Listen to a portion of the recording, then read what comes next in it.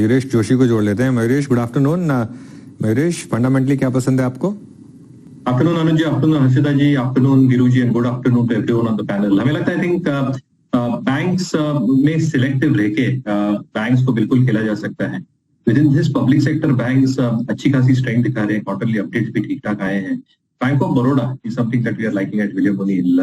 दो तीन चीजें, एक आई थिंक जो पिवट लेवल्स है जो ओनिल पे देखते हैं उसके ऊपर कंफर्टेबली ट्रेड कर रही है बैंक, और जो ईपीएस आरएस रेटिंग होती है that is looking very very strong. दूसरा आई थिंक जो कोर फंडामेंटल्स है, निम्स में थोड़ी रिडक्शन जरूर आ सकती है, बट एट 3.3 मुझे लगता है आई थिंक काफी स्टेबल निम्स रहेंगी, even if it comes in that range of 3.2 to 3.3 काफी मैनेजेबल है। SMA1 SMA2 book is at 0.35%, all time low level पे है। प्रोविजनिंग अच्छी खासी बढ़ा दी है, कॉस्ट टू इनकम रेशियोज और एनुअल क्रेडिट कॉस्ट अच्छे खासे कम हो रहे हैं। एडवांसेस और डिपॉजिट ग्रोथ में जो इजाफा देखा है वो बरकरार रहने की पूरी उम्मीद है, और इसकी वजह से क्रेडिट डिपॉजिट रेशियोज भी स्ट्रॉन्ग रह सकते हैं बैंक के लिए। रिटर्न रेशियोज रिफ्लेक्ट करेंगे ये सारी चीजें जो मैं बोल रहा हूँ। हमें लगता है आरओएस और आरओईज काफी स्ट्रॉन्ग रहेंगे और तगड़ी रहेंगे banks. I think selectively public sector banks पसंद आ रही है, उसमें से bank of Baroda. Mayuresh, market में क्या ये जो रिस्क पहले प्ले आउट हो चुका है वैसे जियो फाइनेंशियल सर्विसेज को लेकर, क्या बजाज फाइनेंस के इन्वेस्टर्स को डरना चाहिए या फिर इस करेक्शन में बाइंग करनी चाहिए? जहां तक प्लेसमेंट का सवाल है अनुज, एब्सोल्युटली अप्रोप्रिएटली पिवट पे प्लेस्ड है हमारे ओनिल के लेंस के ऊपर।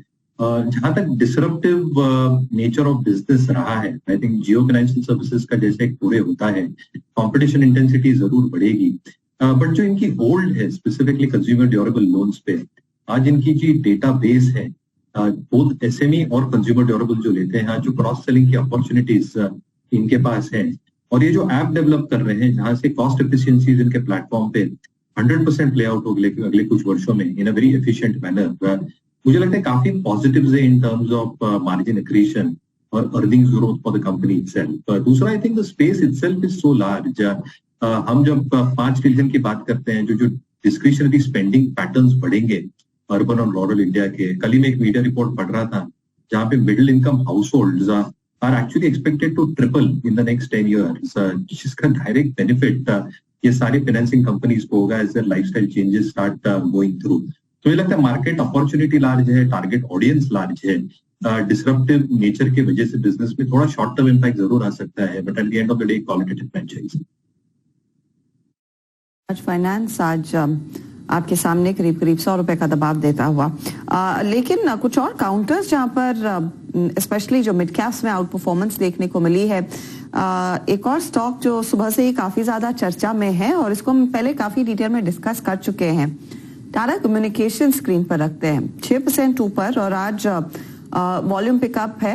लेकिन एक साल का अगर आप चार्ट देखिए, यानी कि पिछले जुलाई से इस जुलाई तक स्टॉक में क्या तेजी बनती दिखाई दी है। ये 1000 के नीचे मिलता था काउंटर 2022 जुलाई में, और आज हम देख रहे हैं ये 1600 के ऊपर ट्रेड करता हुआ दिखाई दिया है। ऐसा क्या हुआ है मयूरेश इस काउंटर में? ऑफ कोर्स आज की डेवलपमेंट अलग है, जिस कंपनी में इन्होंने 58% हिस्सा लिया था उसे बढ़ाकर 100% कर दिया है। ई सिम बिजनेस में अच्छी खासी अपॉर्चुनिटी है, कंपनी अपनी टेक्नोलॉजी प्लेटफॉर्म को और मजबूत करने में लगी हुई है, और वैसे ही एक्विजिशंस भी इन्होंने रीसेंट पास्ट में अनाउंस किए हैं। लेकिन ये क्या रीरेट हो चुका है या फिर it's still work in progress? तो अक्षरा जी, टू आंसर योर क्वेश्चन, री-रेटिंग अच्छी खासी हो चुकी है। I think it's more a momentum play right now, but 3-4 चीजें बहुत इंटरेस्टिंग हो रही है टाटा कम्युनिकेशंस में, specifically after their investors day. पहली चीज आई थिंक इन्होंने जो टारगेट रखी है डेटा रेवेन्यूज डबल करने के अगले 4 या 5 वर्षों में, 14,000 करोड़ से 28,000 crore, that's a huge target. और ये मुमकिन इसलिए है on 3 facets that they are probably aligning their business model.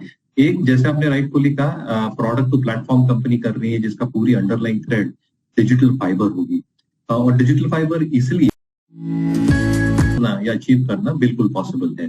EBITDA margins का जो इन्होंने गाइडेंस दिया है 23 से 25% का, विद केपेक्स एट 300 मिलियन, और आरओसी जो 25% के ऊपर रह सकती है, with net debt to equity less than 2 times, मुझे लगता है कि ये बहुत पॉजिटिव सेट्स है जो मार्केट ले रहा है। तीसरा, आई थिंक इनके आप लैंग्वेज देखिए प्रेजेंटेशन में, the targets that they are probably looking in terms of addressable market. इन्होंने बैंकिंग लैंग्वेज में एक स्लाइड डाली है जिसका नाम रखा है इन्होंने Kasa, which probably means connectivity, alternate drive lines, एक जो है शेयर्ड मोबिलिटी कॉन्सेप्ट और एडवांस सिस्टम जहाँ पे ऑटोमेशन हो सकती है, जो ड्राइवरलेस हम कहते हैं। तो मुझे लगता है आई थिंक काफी कुछ पॉजिटिव्स हैं जो प्ले आउट हो सकती है नंबर्स के हिसाब से। अच्छी खासी I think gestation stock price में आ चुकी है, but looking at the momentum मुझे लगता है आई थिंक मार्केट यही मान के चल रहा है कि इससे ज्यादा कुछ डिलीवर कर सकता है, which is getting reflected in the valuation को लेकर हमने पहले भी चर्चा की हुई है, they were ahead of it their times. एक लॉन्ग टर्म निवेशक जो अभी भी उत्साहित है स्पेस को लेकर, क्या उनके लिए नया निवेश ठीक है या फिर दूर रहेंगे? बिल्कुल, आई थिंक सेक्टर की पोटेंशियल जबरदस्त है Harshada ji. I think I just give you a few numbers. अगर आप कंसोलिडेटेड रेवेन्यूज देखें काफी सारे प्लेयर्स की, I am leaving aside just a few of the smaller companies, लगभग 7 या 7.5 बिलियन डॉलर्स के आसपास है। जो आत्मनिर्भर स्कीम हम बात कर रहे हैं और जो हम एक्सपेक्टेशन बांध के रख रहे हैं इन terms of potential orders, I think एक बेस केस सिनेरियो आप पकड़ के चलते हैं तो एटलीस्ट 40 to 50 बिलियन डॉलर्स के हो सकते हैं। यानी जितना आज ये रेवेन्यू बना रहे हैं उसके 6 गुना ज्यादा ऑर्डर्स शायद आ सकती है इन the next few quarters and years. तो आप सोच सकते हैं जो एग्जिस्टिंग कैपेसिटीज है ये तो फुल्ली यूटिलाइज होंगी। At the same time I think जो नई कैपेसिटीज डालेगी that will come out with order execution जो मिलना ही मिलना है ये सारी कंपनीज को, with better margins जो ऑपरेटिंग लेवरेज प्ले आउट करता है। Now you come to the other spectrum कि आज के तारीख में वैल्यूएशंस 100% एक्सपेंसिव लग रहे हैं काफी कंपनीज के लिए। काफी कंपनीज अच्छे खासे मूव हो चुके हैं even on our markets with India lens. तो कहीं ना कहीं I think valuation comfort fresh investment के हिसाब से डेफिनेटली नहीं है। Tailwind for the entire sector is obviously there, but हमें लगता है आई थिंक पुलबैक्स की डेफिनेटली राह देखनी चाहिए इसमें।